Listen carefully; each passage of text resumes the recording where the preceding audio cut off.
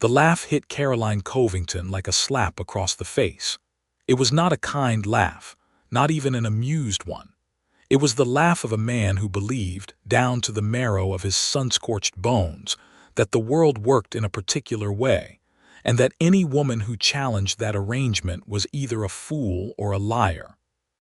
Owen Weston stood in the doorway of the Weston Ranch house, his hat tilted back on his head, his arms crossed over his broad chest, and he laughed until the sound of it rolled out across the Montana flatlands and disappeared into the gray November sky.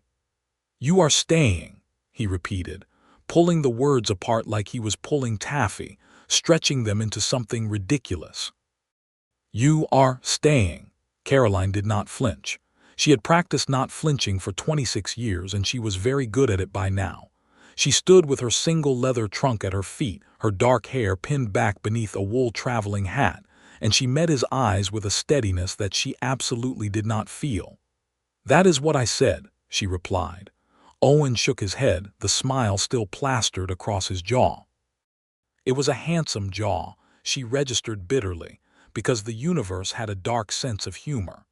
"Lady, I don't know what arrangement you made with whoever sent you out here, but let me be plain. This is not a place for women who read poetry and carry trunks full of fine dresses. This is a cattle ranch in the middle of nowhere, Montana, and it is October. You would not last a week.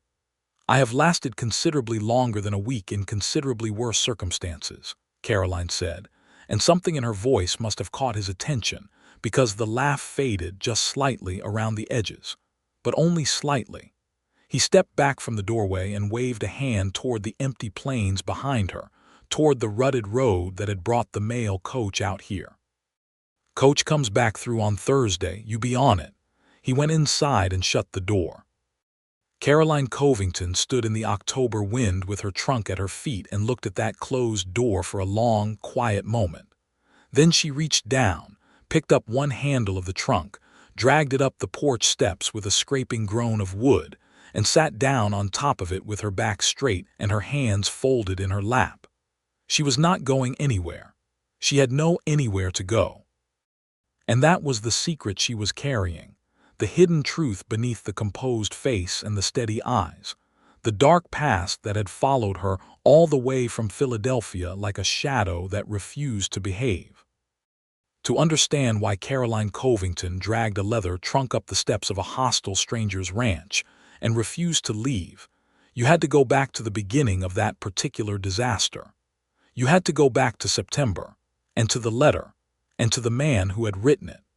The letter had come from a lawyer named Addison Price, and it had arrived at the Covington family home in Philadelphia on a Tuesday morning in early September of 1882. The Covington family home was, at that time, in a considerable state of distress, though from the outside it still looked perfectly respectable. The paint was fresh, the curtains were clean, and the brass knocker on the front door shone with the dedication of a woman who understood that appearances were the last fortress when everything else had fallen. That woman was Caroline. Her father, Leonard Covington, had died 8 months prior, and the inheritance he had left behind was not money. It was debt. Elegant, catastrophic, shameful debt, accumulated over years of bad investments and worse decisions, dressed up in fine language and sealed with red wax so that it took Caroline 2 full months of going through his papers to understand the full scope of what she was buried under. The house was mortgaged. His business interests were worthless. There was a small amount of cash in a savings account, enough to pay the staff for 1 month and then nothing. She had let the staff go. She had sold the furniture in stages, starting with the things that hurt the least. She had done her accounts every night at a table that became progressively emptier until she was sitting alone in a near-bare house working sums that never added up to enough. And then the letter had arrived from lawyer Addison Price. It turned out that her father, in one of his more creative moments of desperation, had entered into a land sale agreement with a rancher in Montana Territory. The rancher's name had been Gerald Weston, and the arrangement was that Gerald would purchase, through a series of installments, a parcel of land that Leonard Covington technically did not own in a manner that was technically legal but largely questionable. Gerald Weston had died before completing the payments, and his estate, now managed by his son, still owed the Covington estate a final settlement of $412. $412. It was not a fortune. But it was the difference between Caroline losing the Philadelphia house to the bank in December or having another 6 months to find a real solution. She had written to the lawyer. The lawyer had written back to say that the son, one Owen Weston, was disputing the settlement, claiming the original land transaction had been fraudulent, which it very likely was, and that he would not be paying without proof of the original terms. Caroline had asked for the original documents. The lawyer had sent them. She had read every line. She had found every flaw and every strength. And then she had done something that nobody, including herself, had expected. She had bought a train ticket to Montana Territory. Because she was, at her core, a woman who had learned that nobody was coming to rescue her, and that if she wanted something done, she was going to have to do it herself. She was going to walk into that ranch, present the documents, collect the money, and walk back out. It was going to take a week at most. She had told herself this firmly, on the train, watching the country change from the green and crowded east into something vast and indifferent and terrifyingly open. She had arrived at the small town of Harlow Creek, Montana Territory, on a Wednesday in late September, and the lawyer there, a man named Cuttings who smelled of pipe tobacco and had ink-stained fingers, had told her two things. First, the documents she was carrying were legitimate and the debt was real and collectible. Second, Owen Weston had ridden out to his northern grazing land 3 days ago and was not expected back in town for another 2 weeks. She had waited. She had taken a room at the Harlow Creek boarding house, a clean but spare establishment run by a widow named Mrs. Haverford, and she had waited. She had used the time to read everything she could find about Montana Territory, about cattle ranching, about the legal landscape. She had interviewed Cuttings at length about the Weston Ranch's finances, which he had been reluctant to discuss, but which she had extracted with the patient, methodical determination of someone who had learned to find information wherever it was hiding. What she had learned was interesting and troubling in equal measure. The Weston Ranch was profitable on paper but cash-poor in practice. Owen Weston ran 3,000 head of cattle and employed 12 men. He had a cook and no housekeeper. He had expanded his grazing land in the past 3 years in ways that had strained his operational budget. He was, in short, exactly the kind of man who would dispute a $400 debt not because he thought it was unjust, but because $400 actually mattered to him right now. She had also learned from Mrs. Haverford, who knew everything about everyone within 50 miles, that Owen Weston was 29 years old, that he had taken over the ranch at 24 after his father's death, that he had never married, and that he was regarded by the town as capable and fair but difficult and solitary. "He doesn't like to be pushed," Mrs. Haverford had said, over tea that was slightly too weak. "He pushes back twice as hard, and he doesn't like outsiders." "I am not interested in whether he likes me," Caroline had said. "I am interested in collecting a legal debt." Mrs. Haverford had given her the look that women of a certain experience give to younger women who have not yet had their certainties tested, and said nothing. Owen had returned to town on a Thursday, 10 days after Caroline had arrived, and she had met him in Cuttings' office with the documents laid out on the desk in a precise and logical order. He had come in from the trail, smelling of horse and cold air, with 3 days of stubble on his face and the look of a man who had just worked himself half to death and was not inclined toward patience. He had reviewed the documents for approximately 4 minutes. Then he had leaned back in his chair and said, "These could be forgeries." "They are not forgeries," Caroline had said. "I'd need to have them verified." "By whom?" "The man who drew them up died the same year as your father. Lawyer Cuttings has already reviewed them. Ask him." Cuttings had confirmed their legitimacy. Owen had looked at the documents again, and then at Caroline, and then out the window in the way of a man running calculations behind his eyes. "I don't have $412 liquid right now," he had said finally, with the deliberate flatness of someone delivering a truth they found embarrassing. "When will you?" Caroline had asked. "Spring, after the cattle market." "I cannot wait until spring." "Those are the options." "Those are your options. My options are broader." She had paused, choosing her words with the care of someone laying down a hand of cards. "I propose an alternative arrangement. I understand you need a housekeeper. I will come to the ranch and provide that service through the winter. You will deduct a fair wage from the debt. By spring, the remainder will be significantly reduced and payable in cash." Owen had stared at her. "You are a Philadelphia lawyer's daughter." "I am a Philadelphia rancher's daughter, actually. My mother's family raised horses in Virginia before the war. I am not unfamiliar with hard work or rural life." This was true, though the version of rural life she had known was considerably more comfortable than what she suspected she was proposing to walk into. He had said no. She had made the argument again, more carefully. He had said no again and left the office. She had followed him out into the street and made the argument a third time, in public, in front of 3 cowboys who worked for him and who were waiting by their horses. And Owen Weston had apparently decided that arguing with her in the street was more trouble than ending the conversation.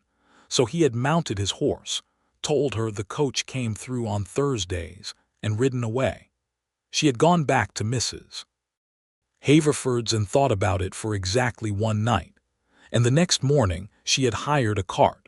So that was how Caroline Covington came to be sitting on her trunk on Owen Weston's porch in the October wind, waiting for him to come back out of his house. He did not come back out that afternoon. She was still sitting there when his cook, a compact and weathered man named Rays, came around from the back of the house and stopped at the sight of her with an expression that cycled rapidly through surprise, concern, and something approaching respect. "Ma'am," Rays said carefully, "are you intending to sleep on that porch?" "If necessary," Caroline said. Rays looked at the sky, which had the flat gray quality of a sky that was considering doing something unpleasant before morning. He looked back at her. "Come inside," he said. "I'll put you in the spare room. We'll sort the rest out in the morning." Owen did not speak to her at breakfast, which was a dramatic silence given that the Weston Ranch house kitchen was not large and he had to reach past her to get the coffee pot. She had made biscuits. They were good biscuits because she had practiced biscuits during her 2 weeks at Mrs. Haverford's, specifically in anticipation of this moment. He ate 4 of them without commenting. After breakfast, he went out to work and she cleaned the kitchen with the thoroughness of a woman making a point. And then she went through the rest of the house and identified everything that needed doing, which was considerable, and began doing it in an order that was logical rather than impressive. She was not performing. She was working. There was a difference, and she suspected it would take him a while to see it. The ranch hand bunkhouse was a separate building, and the 12 men employed by Owen occupied it in a state of comfortable chaos. They regarded Caroline with a mixture of curiosity and awkward courtesy, removing hats and going quiet when she appeared, which she recognized as the particular discomfort of men who had not been near a woman with her specific quality of self-possession in some time. The oldest among them was a man called Birch, who was somewhere north of 50, and had the look of someone who had been various things before settling on cattle. He introduced himself on the second day, bringing her a list of repairs needed in the bunkhouse with a formality that made her like him immediately. "Mr. Weston tell you to bring this?" she asked. "No, ma'am," Birch said, "but I figured someone ought to." Owen had still not directly acknowledged her continued presence. He came in for meals, he ate, he went out. He did not look at the clean floors or the organized pantry or the mended curtains. He was performing indifference with the dedication of a man who knew that acknowledging her would mean conceding something, and he was not ready to concede anything. On the 4th day, he came in for the noon meal and found her at the table going through a set of account ledgers. He stopped in the doorway. What are you doing with those? The indifference was gone, replaced by something sharp and careful. Rays showed me where the household accounts are kept, Caroline said. Your supply orders for the winter are off. You're going to run short on lamp oil and you've overordered salt pork by about a third. You can correct it now and save money. Those are private ranch accounts. The household accounts are, not the operational ones. I'm only looking at the household. He crossed the room and took the ledger from in front of her, not roughly but definitively, and stood there looking at it himself for a moment. She waited. She was very good at waiting. You're right about the lamp oil, he said finally, as though the words cost him something. I usually am about numbers, she said pleasantly. I'll make you a corrected list after lunch. He sat down and ate his lunch. He still didn't say she could stay, but he also didn't say she had to leave. That was October. November arrived with a change in the light and a change in the air, and a change in something more subtle and difficult to name. The work of the ranch continued around a rhythm that Caroline inserted herself into so gradually and so competently that it became hard to remember she had not always been there. She learned the names of all 12 men. She learned which horses Owen rode on which days and for what purpose. She learned that Rays had been cooking for the ranch since Owen's father's time, and that he had a bad knee that was worse in the cold, and that he never mentioned it. So she quietly began taking on the tasks that required him to stand for long periods. Owen noticed all of this. She could tell because he was the kind of man who noticed everything, whose eyes moved across a room or a landscape with the steady attention of someone who had made observation a survival skill. He watched her, she realized, when he thought she was not watching him. She watched him too. There was something about Owen Weston that the description capable and solitary did not quite capture. He was capable, yes. She watched him work, and it was immediately clear that he was extraordinary at what he did, that the land and the animals and the men responded to him with the trust that develops only when someone is genuinely reliable. He had a way of moving through the world that was economical and assured, the way of a man who had been tested repeatedly and come through. But the solitary part was more complicated than it appeared. She began to understand, watching him across the supper table or catching him in an unguarded moment reading by the fire, that his aloneness was not the comfortable kind. It was the kind that had hardened into habit because the alternative had proven dangerous somehow, in a way she had not yet uncovered. The hidden motive, she thought sometimes, watching him deflect conversation about anything personal with a deftness that was almost admirable. Everyone in the Wild West had a hidden motive and a dark past. It was practically a requirement for being here.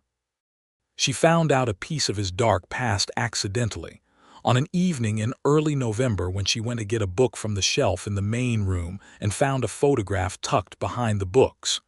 It was a formal portrait, the kind taken in a studio, of a young woman in a white dress. She was perhaps 20 years old in the photograph, with fair hair and a serious expression. On the back, in handwriting that was not Owen's, were the words for Owen always, "Your Clara." She put it back exactly where she had found it and went to bed, and lay in the dark thinking about Clara and Owen and what always had turned out to mean. She asked Birch the next morning in the most indirect way she could manage. He told her. Clara had been a woman from a neighboring ranch, a woman Owen had been engaged to 3 years ago. She had died in February of that year, a fever that had come on fast and taken her in 4 days. The engagement had been 6 months old when it happened. He took it hard, Birch said, in the understatement of a man who had watched someone take something very hard and was protecting them from having it described. Been different since. Caroline went about her day with this information, settled carefully somewhere behind her sternum, in the place where things she had learned about someone changed how you looked at them when they came in from the cold with ice in their hair and a careful blankness across their face. He was not indifferent, she understood now. He was afraid, and that was the moment, she thought afterward, when this stopped being simply a matter of $412 and a legal debt. The snow came in mid-November. Not the first serious snow, not yet, but a preview, a scattering of flakes on a Wednesday afternoon that dusted the fence posts and the roof of the barn and lay in patches across the hard ground. Caroline was on the porch when it started, shaking out a rug, and she stopped what she was doing and turned her face up to it with an involuntary pleasure that she was not conscious of until she heard a sound behind her. Owen was standing in the yard watching her. He had the look on his face of someone who had come around a corner and found something they were not expecting. She brought her face down and looked at him, and neither of them said anything for a moment, and the snow came down between them in the peculiar quiet that early snow always brings. "You'd better finish that before it gets wet," he said finally, nodding at the rug. "Yes," she said. He did not move. She shook the rug twice more and began folding it. "How are you on riding?" he asked. It was such an unexpected question that she paused. "Well enough," she said. "Why?"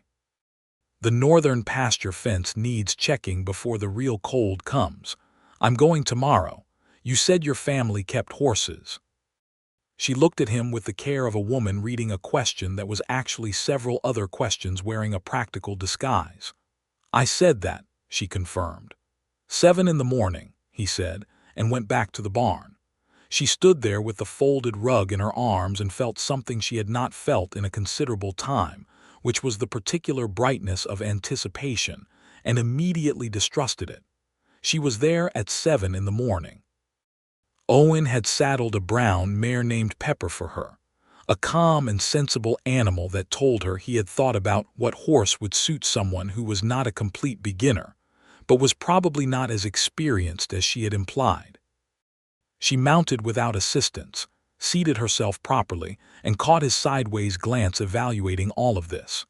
They rode north through a landscape that was different in every direction from Philadelphia, from everything she had known before. The sky was enormous. The land rolled under it in long sweeping shapes, pale grass and dark patches of pine, the mountains clear and close-looking in the cold air. She had read descriptions of Montana and seen drawings of it, but nothing had prepared her for the actual experience of being very small inside something very large, or for the fact that this would feel, unexpectedly, like relief. Owen rode beside her, and they did not speak for the first mile, which was not uncomfortable. He was not a man who filled silences for the sake of it, and she had no need to fill them either. "Where did your mother's family keep horses?" he asked when they had put the ranch house well behind them. "Rockbridge County, Virginia," she said. "Before the war. The farm was gone by the time I knew it, but my mother talked about it constantly. She taught me to ride as though it were a form of resistance." He glanced at her. Against what? Against becoming the kind of woman who needed to be carried everywhere. A pause. "She died when I was 14. After that there was no one to teach me things, so I taught myself." She had not intended to say that much. It came out with the slight looseness that cold air and open spaces seemed to produce in her, a relaxing of the usual careful control. Owen was quiet for a moment. "Your father." "My father was a good man who was very bad at money," she said. "He loved us considerably. He died in January of this year and left me the consequences." "Is that why you're here, the debt?" "The debt is the mechanism," she said precisely. "But yes, without the settlement I lose the house in December." He looked ahead at the fence line, which was now visible in the distance, a dark thread across the pale land. "You should have said that in Cutting's office." "Would it have changed your answer?" A long pause. "I don't know," he said, which was honest in a way she had not expected. They rode in silence for a while, checking fence posts, a practical task that required attention and dismounting at intervals, and she pulled staples and held wire and worked alongside him without being asked, in the way that people who have actually worked understand how to enter the rhythm of a task. He did not comment on this directly, but she felt the register of it. On the way back, the sky had turned a deep steely blue that meant weather, and he set a faster pace without explaining why. She matched it without asking. The first real cold, she was learning, did not announce itself politely. It came at you sideways and meant business. That night he came in for supper, and she had made a rabbit stew because Birch had brought her 2 rabbits that morning with the shy generosity of a man who wanted to help but would not say so directly. Owen ate 2 bowls of it and then sat back and looked at the table for a moment in a way that suggested he was composing something. "The arrangement you proposed in Cutting's office," he said. "Room and board against the debt at a fair rate." She kept her expression neutral. "Yes, I should have agreed to it then," he said. He said it like a man pulling something out of a wound cleanly and without flinching. "The debt is real. I knew it was real. I was being difficult because I didn't want to deal with it." "I know," she said. He looked at her. "You knew then?" "Yes." Something shifted in his expression, not quite amusement, but in the neighborhood of it. "And you came anyway." "I came anyway." He was quiet for a moment. "I'll write it up properly tomorrow. A contract fair wage through March." "Through April," she said. "The roads will still be bad in March." He almost smiled. It was a near miss. "Through April," he agreed. So it became official, and official was different from tolerated, and the difference mattered in ways she had not entirely anticipated. The men treated her differently once they understood she was there with Owen's agreement rather than his forbearance. Owen himself shifted in some manner that was subtle and difficult to articulate, the way a room changes when someone opens a window. He began talking to her in the evenings, not much, not about personal things but about the ranch. The cattle, the winter range, the plans for the spring market. He talked about these things as though she might have useful thoughts, which she frequently did, because she had been doing his household accounts for 6 weeks and understood the economics of the operation better than he perhaps realized. She was careful not to overstep. She offered observations when asked and sometimes when not asked, but always framed them in ways that left him the space to disagree. He disagreed about half the time and considered the rest. It was, she thought, an honest way of operating. He had a mind she enjoyed, which was an unexpected complication. She had expected him to be simpler. Not unintelligent, but straightforward in the way of men who work with their hands and their land, whose thoughts run in practical channels. He was practical, yes, absolutely, but there were other channels too. He had read more than she would have guessed, and he had opinions about what he read that were both considered and occasionally surprising. He had been east once, to Chicago, on a cattle drive, and he talked about it with the particular perspective of someone who had seen a place clearly because they were not from it. He asked her questions about Philadelphia. Not polite questions, but real ones about the economics and the politics and what it felt like to live in a city, what it felt like to move through crowds of that many people. She answered honestly, including the parts that were not flattering to either her city or herself. "Do you miss it?" he asked one evening, over the account books they had taken to reviewing together. She thought about it genuinely. "I miss the libraries," she said. "I miss being able to get a decent newspaper. I do not miss the density of other people's opinions about what I should be doing with my life." He looked at her over the top of the ledger. "People had a lot of those. An extraordinary number. A woman of my age and situation attracts a great deal of advisory attention." "What situation is that?" She met his eyes. "Unmarried, educated, and independently minded. It is a combination that makes people uncomfortable." He held her gaze for a moment longer than was quite neutral. "It doesn't make me uncomfortable," he said, and went back to the ledger. She went back to the ledger too, but her heart had done something quick and unwanted in her chest, and she told it firmly to stop. November deepened. The days were short and cold and often beautiful with a particular sharp-edged clarity that she had come to love. She developed routines and found she was not afraid of any of the work, not the cold, not the isolation, not the unexpected repairs and emergencies that the ranch threw at her. A horse went lame and she helped raise with the poultice. A section of the house roof developed a slow leak, and she identified it before the next rain and directed the repair. She learned to shoot Owen's Winchester rifle adequately enough to deal with the coyotes that occasionally tested their proximity to the chickens. Owen watched all of this accumulate. She could feel him adjusting. The recalibration of his initial assessment, layer by layer, the way you recalibrate the sighting on a rifle. She was not what he had decided she was in that first moment on the porch. She knew it and he knew it, and neither of them had yet said so out loud. The first real snowfall came on a Thursday in late November, and it came seriously, several inches overnight, with more to follow. Owen was up before dawn and she was up shortly after, and they met in the kitchen in the pre-light hours when the world outside was a blue-white silence and the wind was beginning. He looked at her for a moment across the kitchen in a way he sometimes did now, the look of a man confronting something he is not sure what to do with. "Bad one," he said, meaning the storm. "The cattle?" she asked. "Most of them are in the lower pastures. I've got men going out at first light." He poured coffee and she took the other cup without asking. They stood at the kitchen window watching the snow come down, and he said after a time, "You've held up well." She looked at him. "I thought you'd be gone by the end of the first week," he said. There was something in the words that was more than a simple admission.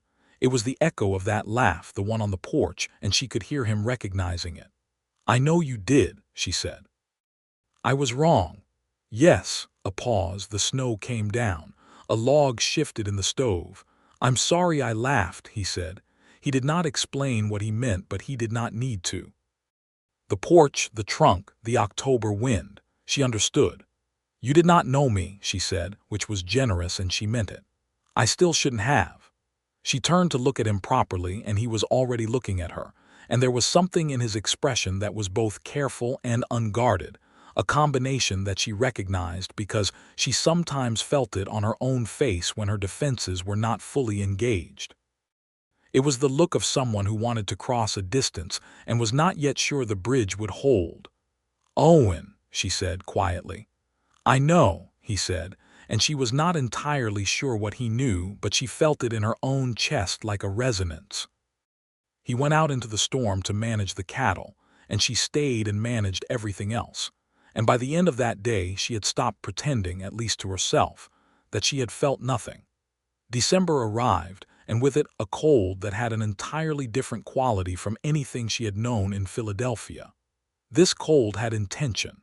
It came through walls and windows and clothing with a focused persistence, and the ranch operated in a state of constant battle against it. She learned the specific rhythm of a Montana winter, the daily fight to keep livestock alive, to keep pipes from freezing, to keep men from losing fingers to frostbite. She also learned more about Owen. The dark past that Birch had outlined for her, the loss of Clara, was not the only shadow on him. She learned it gradually in pieces, the way you learn the landscape in winter, when the absence of leaves reveals structures previously hidden. His father had been a difficult man, not cruel, the way Birch told it, but demanding in the manner of someone who believed that hardness was the only legitimate currency. Owen had run the ranch's operations unofficially from the time he was 15. He had been given responsibility without acknowledgement, authority without recognition, and when his father died, he had inherited not just the land but the weight of it in ways that went beyond property. He did not talk about this directly. She assembled it from what Birch said, and what Ray's said, and what she observed in Owen himself, in the particular quality of his self-sufficiency, which was not the easy kind but the kind that has been imposed by the absence of anyone else. She thought about this one evening in early December when she was mending a shirt at the kitchen table, and he came in later than usual, tired in a way that had edges on it, and sat down heavily and rubbed his hands over his face. "Hard day," she said, not as a question. "Lost 2 calves to the cold in the north pasture." He said it flat but not untouched. The death of livestock was not abstract to him, she had learned. He took it personally in the way of someone who holds himself responsible for everything under his care. "That is not your fault," she said. "The temperature dropped 15 degrees in 4 hours. I should have moved them yesterday. You had 12 other things to do yesterday and no reason to predict a 15-degree drop." He looked at her across the table. "You're quite good at that." "At what?" "At being reasonable when I'm not." She smiled just slightly. "Someone has to be." He was quiet for a moment, looking at the lamp. Then, as though the words were coming from somewhere deeper than his usual register, "Clara used to do that," he said. "She was steady that way when I got too far inside my own head about something." It was the first time he had said her name to Caroline, the first time he had opened that particular door, even a crack. She set down her mending.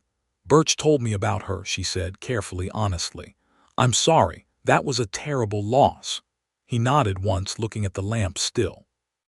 "I thought after that this was just what it was going to be. The ranch, the work alone." He paused. "I wasn't unhappy exactly, just settled into it. And then I showed up with a trunk and a debt collection," she said, keeping her voice light enough to let him breathe. Something moved across his face that was almost a smile and then became one, quiet and real, the kind she had not seen from him before. Not the wry deflection he sometimes used or the polite minimal expressions that served a social purpose. An actual smile that reached his eyes. "And then you showed up," he agreed. She was very careful going to bed that night. She made a very deliberate point of being practical and sensible, and she told herself all the logical things. She was here until April on a contract. She was here for a reason that had nothing to do with feelings.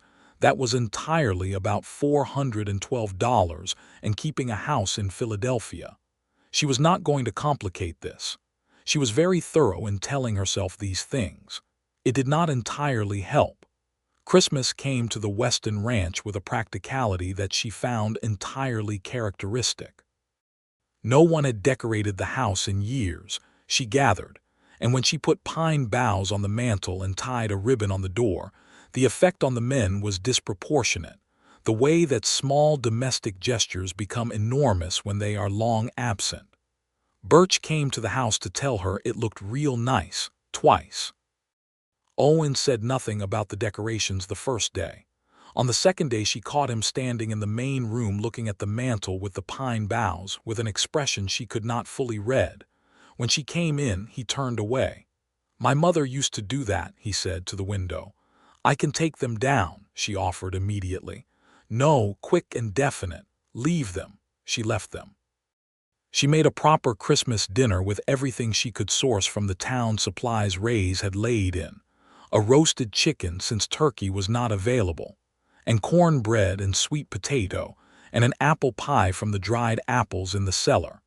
And she set the table properly with the plates that were for company, and had clearly not been used since Owen's mother's time. He looked at the table when he came in, and then at her, and she thought she saw something that was very close to undone briefly cross his face before he gathered it back up.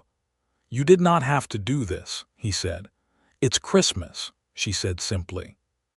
They sat down, just the two of them, because Ray's had gone to his sister's in town and the men had their own celebration in the bunkhouse.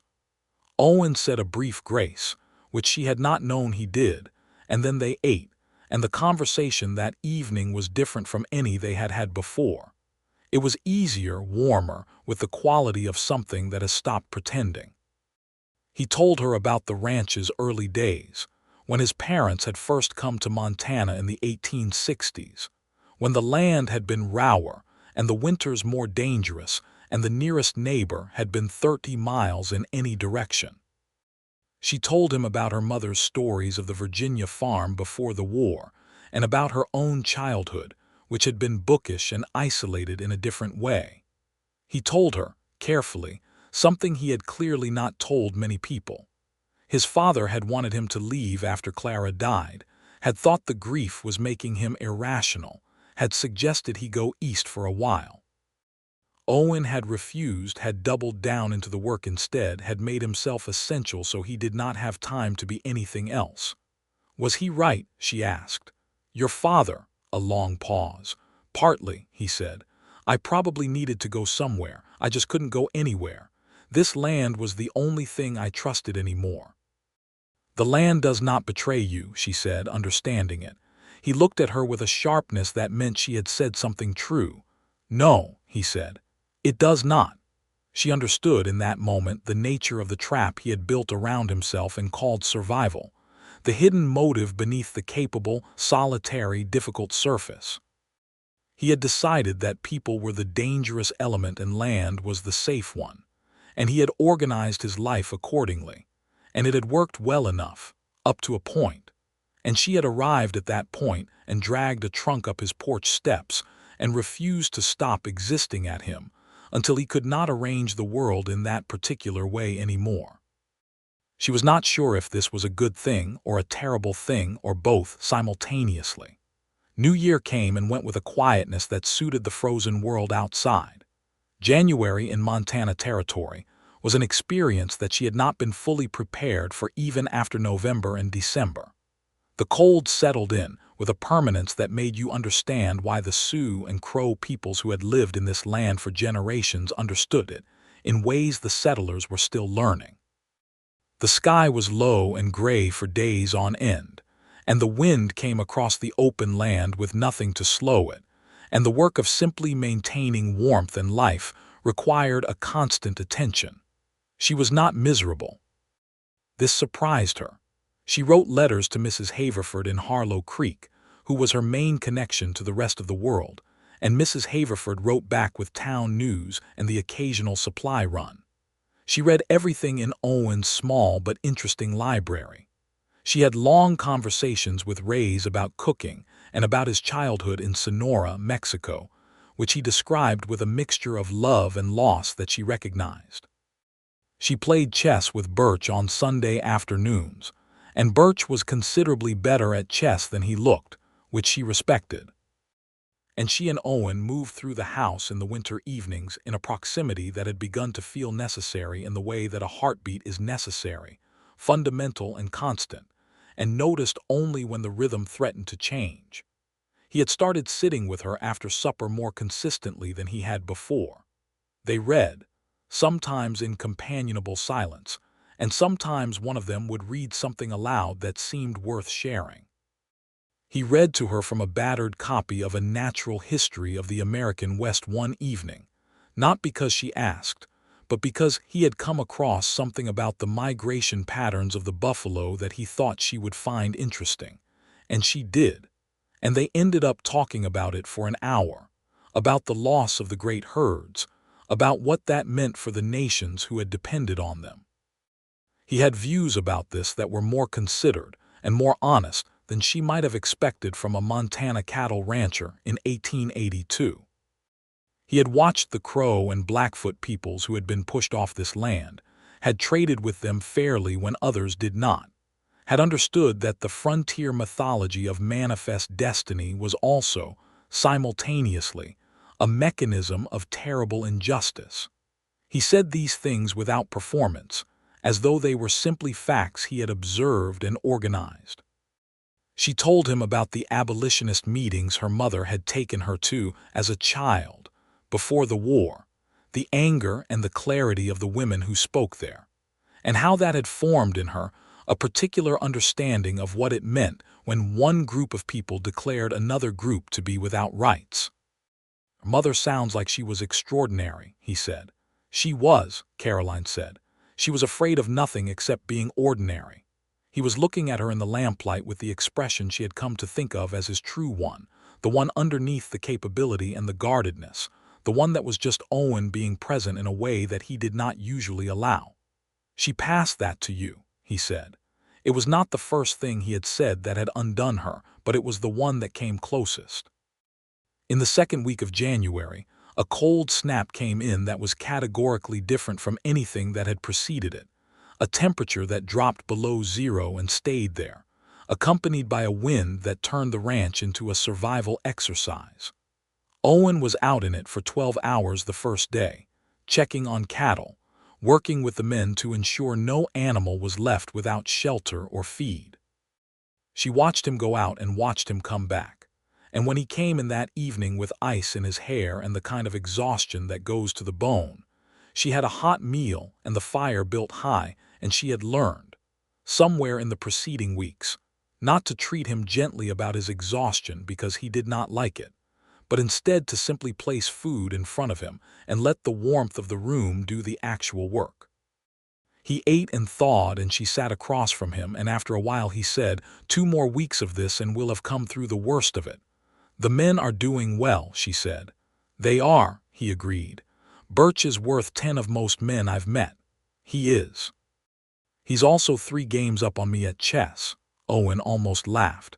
It was the near laugh he did, that almost sound that was better than most people's full expressions.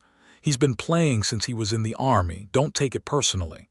"I take it as an ongoing educational project," she said. "I will catch up." He looked at her for a moment with that directness that he had. "You always do," he said. "Catch up on everything." She held his gaze. "It depends on the subject," she said, and then felt immediately that she had said too much, had opened a door she had been keeping carefully shut, and she went back to her book. She heard him draw a long breath across the table. "Caroline," he said. He had been calling her by her given name for several weeks, though she could not have said exactly when it had started. "Owen," she said to her book, "look at me for a minute." She put the book down and looked at him. He was sitting forward with his elbows on the table and his hands clasped, and there was something working in his expression that she recognized as the particular effort of a private person approaching a thing they have been circling for a long time. "I am aware," he said carefully, "that you arrived here with a specific intention and a contract through April. I'm also aware that I made this considerably harder than it needed to be in the beginning, and that I owe you more credit than I have given you, and that, furthermore," he paused, his jaw moved, "that I have not been objective about you for some time now, in a way that goes beyond the contract." She was very still. "I'm not sure what to do with that," he said. "I want to be honest with you. I've been not honest by omission for several weeks." "You have been," she agreed, keeping her voice level. "I do not want you to go in April," he said, and the words came out with a force that surprised them both, she thought, like something that had been held under pressure and released.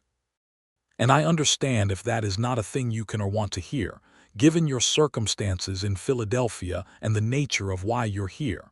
But I would rather say it than not, because I have made the mistake before of saying nothing until it was too late to say anything." Clara, she thought. She was quiet for a moment, the kind of quiet that contains a great deal. "My circumstances in Philadelphia," she said finally, "consist of a mortgaged house, no family remaining, and a social world that has been informing me for 3 years that I have exceeded the acceptable window for making the kind of choices they consider appropriate for a woman of my background." "What choices do you consider appropriate?" he asked. "The ones that make sense to me," she said, "which have increasingly little to do with what Philadelphia thinks." He was very still. "I did not come to Montana Territory to stay," she said. "That is true. I came for $412 and I expected to be gone in a week." She paused. "But I have found, rather against my initial intentions, that I have stayed because I wanted to, not because of the debt. Not because there was nowhere else to go, because I wanted to." The fire in the stove cracked and settled. "Because of me?" he asked. "Because of everything," she said. "The land, the work, the people. The person who runs this place." She kept her voice careful and honest. "Primarily because of the person who runs this place." He got up from his chair and came around the table in 2 strides and pulled her to her feet and kissed her, which was not what she had been expecting, even though some part of her had been expecting it for weeks. And it was not gentle because he had been containing something for a long time, and there was an urgency to it that she felt in her own hands when they went to his jacket and held on. He pulled back just far enough to look at her, his hands on her face, winter rough and careful. "Caroline Covington," he said, and she thought she had never heard her own name used as though it meant something before.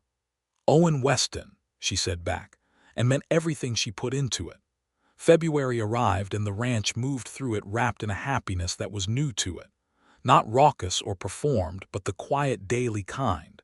The kind that lives in small exchanges and shared mornings, and the feeling of waking up in a world where the right thing is in its right place. The men knew, of course, with the immediacy of people who live in close proximity to others and miss very little. Birch told her, with a formality that was extremely touching, that he was glad of it. Ray said nothing at all and simply began making sure Owen's favorite meals appeared more frequently, which was its own eloquence. Owen was changed. Not into someone different, but more himself, as though the guardedness had been a coat he had been wearing inside the house, useful outdoors, unnecessary at home. He was warmer and more open with everyone around him, and the men responded to it with the loyalty of people who had sensed something constrained in their employer and were relieved to find it released. He took her riding on Sundays when the weather permitted, on proper rides, not fence checks, long, slow explorations of the land he knew like a second mind, and he told her the names and stories of features she would have ridden past without understanding. He showed her the place where his mother had planted an apple tree that had, against all probability, survived 3 decades of Montana winters and was still leafless and patient in the snow. He showed her where the spring elk came to the lower creek. He showed her the high place on the North Ridge where, on clear days, you could see the mountains in a way that was, he said, worth the climb. She told him things she had not told anyone in a very long time, about what it had been like in the last year in Philadelphia, the grinding anxiety of the debt, and the isolation of having no one to share it with. About the moment she had decided to come to Montana, which she described accurately as the moment she had understood that the worst that could happen was that she would fail and then think of something else, and that this was less frightening than sitting still. "You were never actually afraid," he said, one Sunday in February on the North Ridge with the mountains laid out before them. "I was afraid constantly," she said. "I just did not permit it to make decisions for me." He looked at her with that expression. "Is that how it works?" "That is how it has to work," she said, "when there is no one else to make decisions." He took her hand, which he did now as though it were the most natural movement in the world, and held it in the cold and looked at the mountains. "There's someone else now," he said. She leaned against his shoulder and they stood there on the ridge with the mountains before them and the world below them, and she thought that this was what it felt like when the particular ache of a long aloneness was finally answered. In early March, the trap she had forgotten about sprung. She received a letter, forwarded from Mrs. Haverford, from the bank in Philadelphia.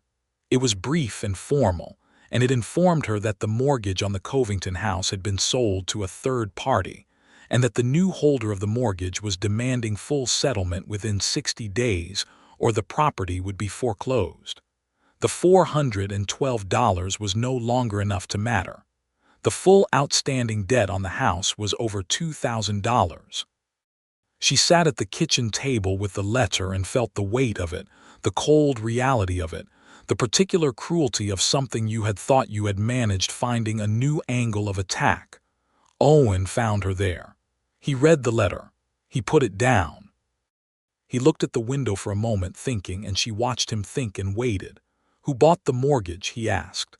"The letter doesn't say. The bank sold it. The buyer is a holding company." "Which bank?" "Merchants Commercial Bank of Philadelphia." He was quiet for a moment.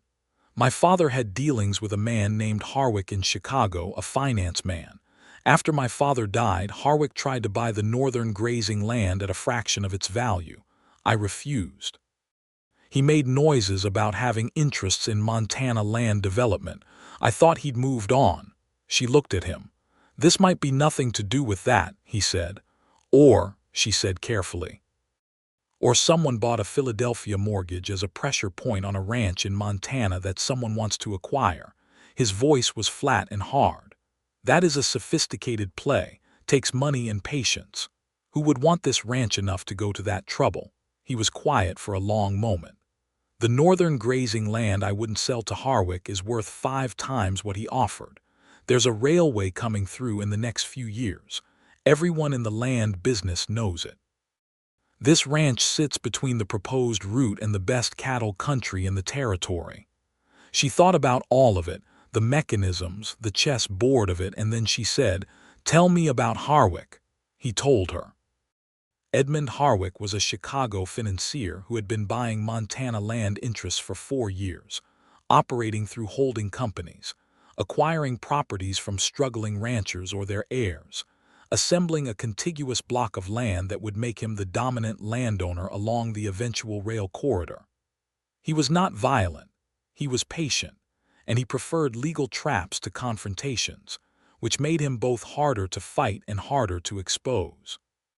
He used my father's fraudulent land deal as the original mechanism, she said, working through it. Your father's estate owes my father's estate money. My father's estate is desperate. My father is dead. I am the only heir. I come to collect, and while I'm doing that, he buys my mortgage and uses it to either extract money from me or force me to sign over whatever rights I might have in the original land transaction in order to relieve the debt. She looked at Owen.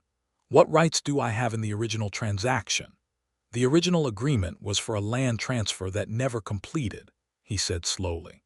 If it went to court, a judge could potentially rule the original parcel subject to the terms of the incomplete sale. Meaning partial claim, which is worthless to me but meaningful to someone assembling a rail corridor. She looked at him. The debt Harwick's company is holding over my head is leverage to make me assign away any land interest in exchange for releasing the mortgage. Owen looked at her with something that was respect and anger in equal measure. You worked that out fast. I'm very good at numbers and patterns, she said. I am furious. So am I, he stood up. I'm going to write to a lawyer in Helena. And I'm going to write to the railway company directly, because if Harwick's play depends on the rail route and the railway company knows someone is trying to corner their corridor access through fraudulent debt mechanisms, they will not be pleased. Can we prove it? Not yet. But the holding company that bought your mortgage left a paper trail that a good lawyer can follow. These things always have a paper trail. He looked at her. Will you trust me to handle this? She thought about it genuinely. I will handle it with you, she said. I am not a person who is handled. No, he said, and the corner of his mouth moved. You absolutely are not. They worked on it together. She and Owen and a Helena lawyer named Beaumont who turned out to be sharp and thorough, and who took the case on the grounds that fraud irritated him professionally. It took 3 weeks of letters and depositions, and the particular legal archaeology of following a chain of holding companies back to their source. The source was Edmund Harwick. Beaumont also discovered in the course of this research that Harwick had used the same mechanism on 2 other ranches in the territory, had acquired their land through manufactured debt traps, and that neither family had been aware of the connection between their individual crises and the larger acquisition scheme. This made Harwick's activities prosecutable under territorial fraud statutes, and when Beaumont presented this to the territorial court in Helena, the entire structure of Harwick's scheme began to unravel with the elegant swiftness of something whose foundation has been removed. The 60-day notice on the Philadelphia mortgage was voided by court order while the investigation was ongoing. The Harwick Holding Company, faced with fraud charges, agreed to a settlement that included releasing all the mortgages they had acquired through the scheme. Caroline's Philadelphia property was freed.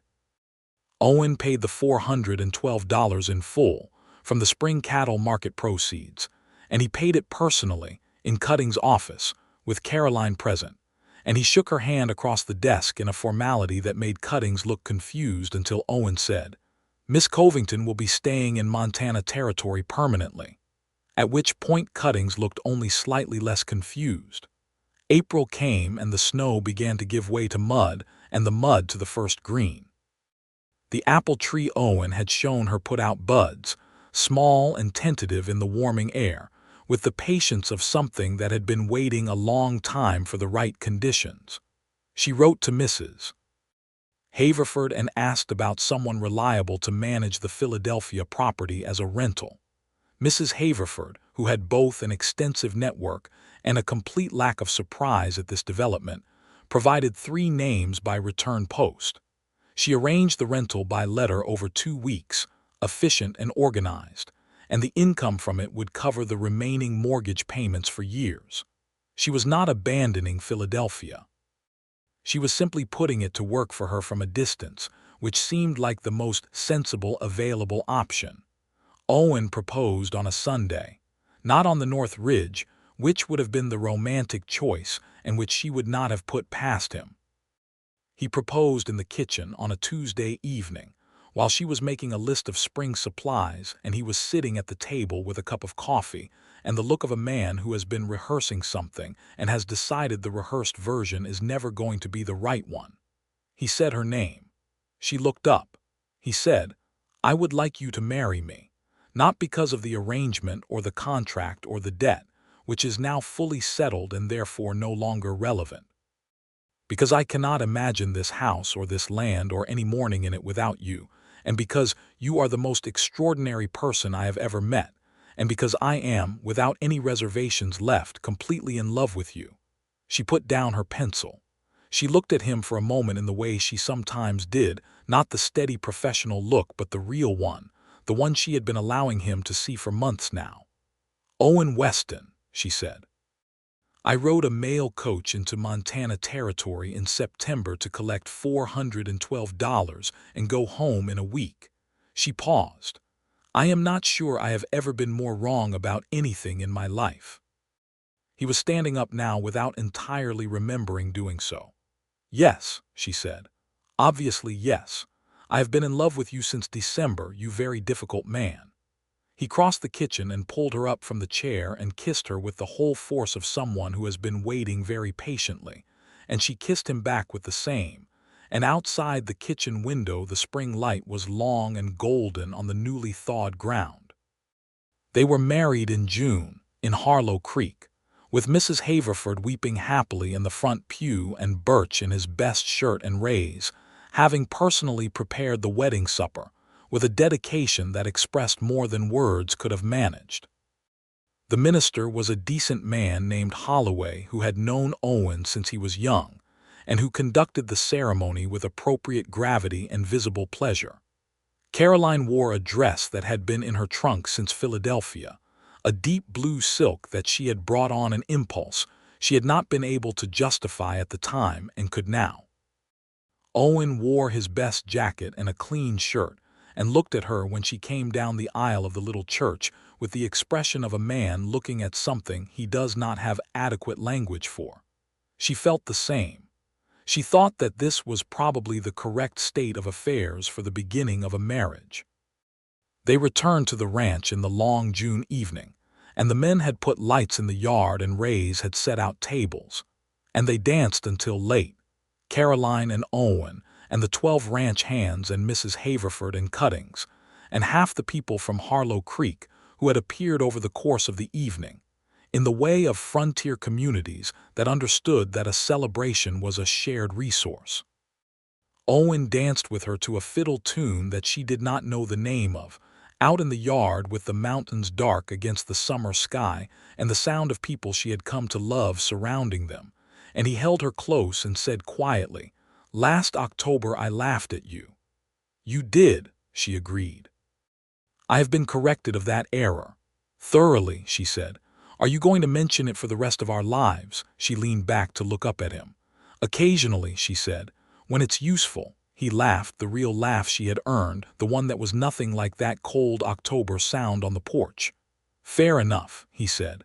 The summer was abundant and demanding, and she loved every piece of it. The ranch in summer was a different creature from the ranch in winter, expansive and loud with the work of the grazing season, the cattle drives to pasture, the repair and building projects that could finally be tackled in the warm.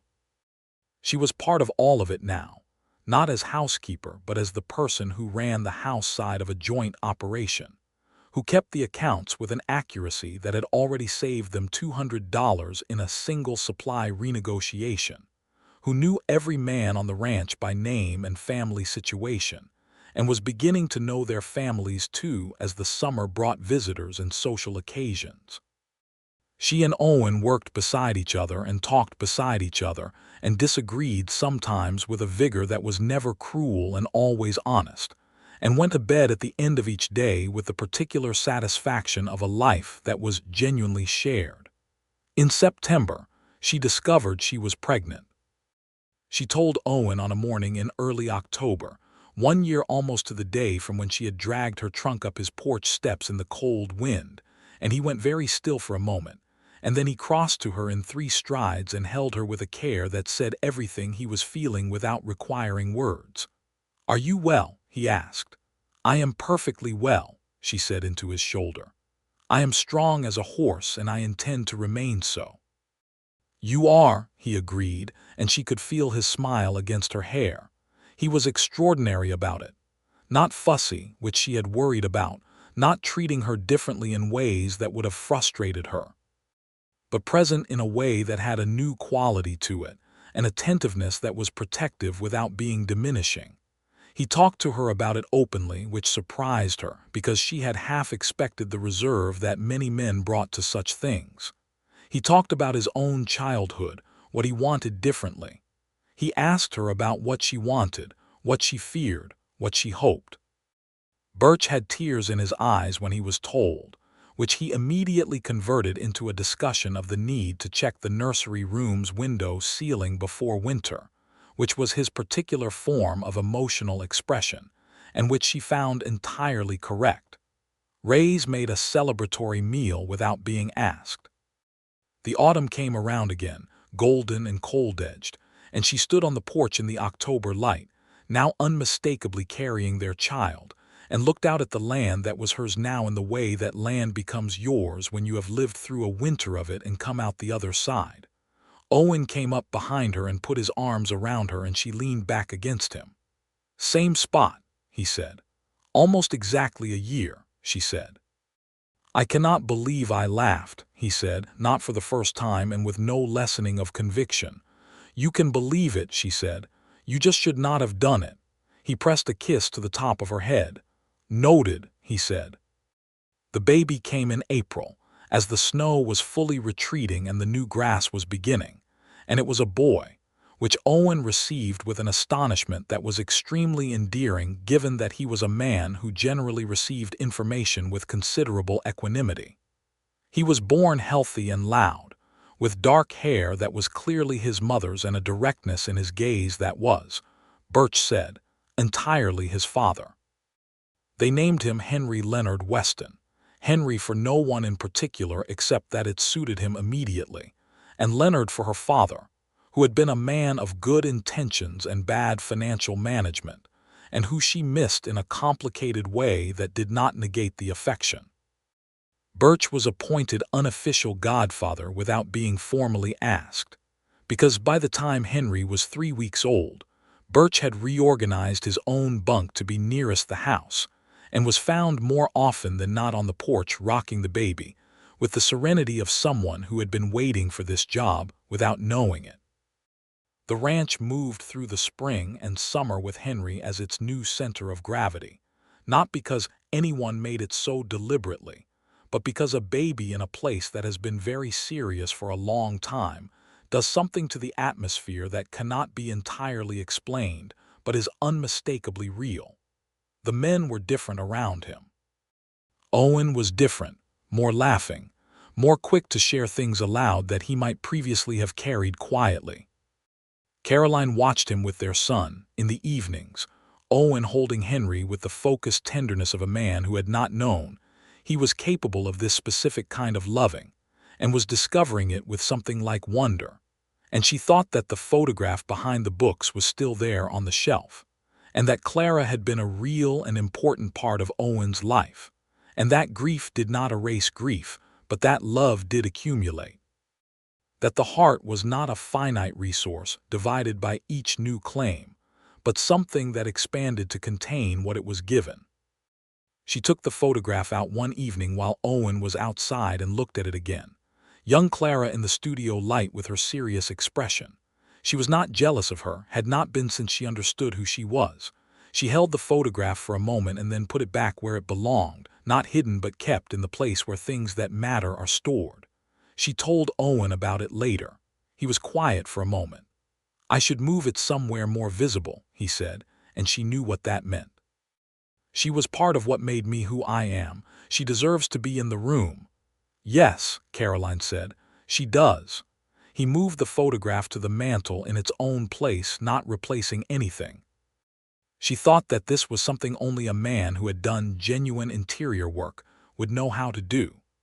The summer of 1883 brought word from Beaumont in Helena that the territorial prosecution of Edmund Harwick had concluded, with Harwick agreeing to a civil settlement that included compensation to all the ranches whose land he had acquired through fraudulent debt mechanisms.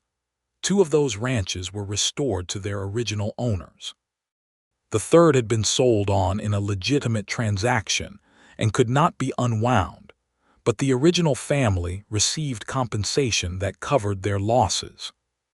Caroline received, as part of the resolution of the Harwick scheme, a formal acknowledgement that the original Covington-Weston land transaction had been legally concluded and all claims satisfied. The Philadelphia house continued to generate rental income, managed by one of the 3 people Mrs. Haverford had recommended, a capable woman named Stratton who sent quarterly accounts that were clean and accurate. She and Owen were financially comfortable in a way that was different from the cash-poor anxiety of the ranch's pre-winter state. The spring cattle market had been strong, and Owen had invested in an additional 100 head for the following year. The railway, when it came through, would create significant value in the land, and they had talked about this carefully and decided to be thoughtful rather than reactive, to not sell but to participate in the development in ways they could control. In the spring of 1884, she told Owen she was pregnant again. He received this information with considerably more composure than the first time, though no less pleasure, and Henry, who was by then 1 year old and mobile in a way that kept all 12 ranch hands in a permanent state of alert, received the news about a sibling by pulling a pot off the kitchen shelf and banging it on the floor with evident satisfaction. The second baby was a girl. She was born in October in the early morning, with the autumn light coming through the bedroom window and Owen's hand in Caroline's through the whole of it, and she was as dark-haired as Henry and had a quality, even in her first hours, of absolute determination that Caroline recognized with a mix of pride and rueful anticipation. "Margaret," Owen said, looking at her. "Margaret," Caroline agreed. "For your mother." He looked up, and his eyes were full in a way she had not seen before. "She would have liked you enormously," he said. "Tell me about her," Caroline said, and he sat beside the bed and told her, while Margaret slept between them with the deep authority of a person who has just arrived and fully intends to stay. The years that followed were years of real life, with all the texture and specific detail that makes real life irreducible. The ranch grew in a measured way that Owen managed with the careful intelligence she had always known him to have. Henry grew into a boy of considerable outdoor talent and unexpectedly bookish interior, a combination that delighted both his parents and confounded everyone else. Margaret grew into a person of such decided personality that Birch, who loved her completely, said she made him think of Caroline in the best possible way, which was the highest praise he had available.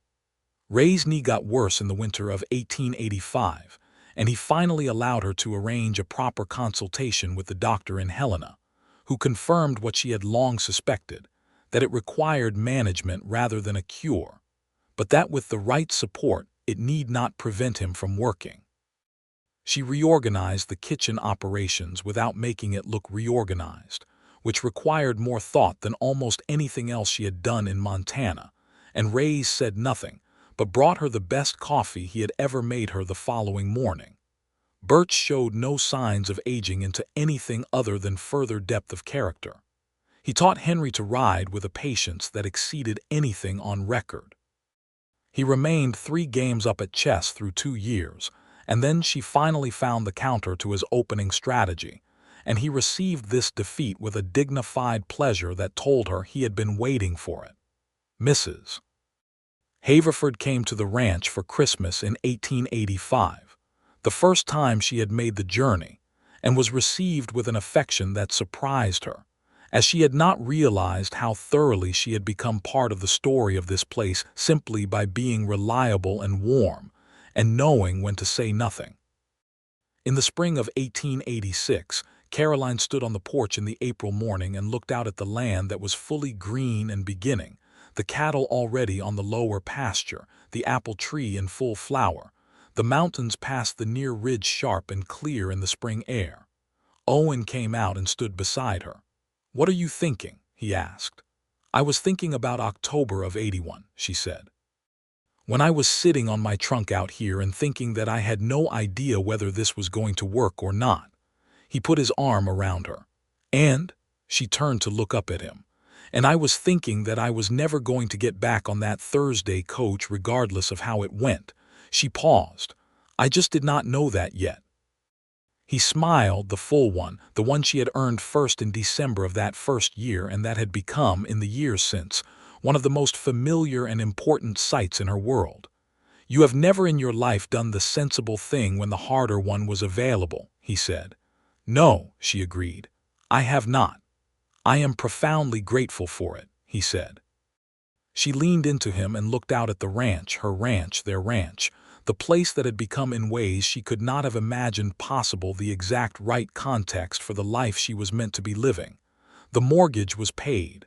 The debt was settled. The fraud was punished. The land was theirs. Their children were healthy and loud and real.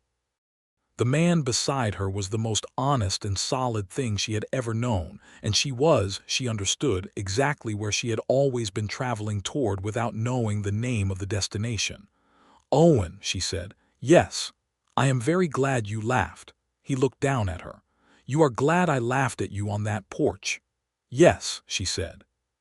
Because if you had been gracious and agreeable immediately, I would have been suspicious and kept my distance, and everything would have been completely different. He considered this. You might be right, he said. I am generally right, she said. You have had 4 years to verify this. He laughed, warm and real and entirely unconstrained, and it rolled out across the April land and the new green and the distant mountains, and she laughed with him. And the morning was full of it, full of them, full of everything the first snow of 1881 had started, and the years since had built into something solid and breathing and entirely, permanently, irrevocably theirs.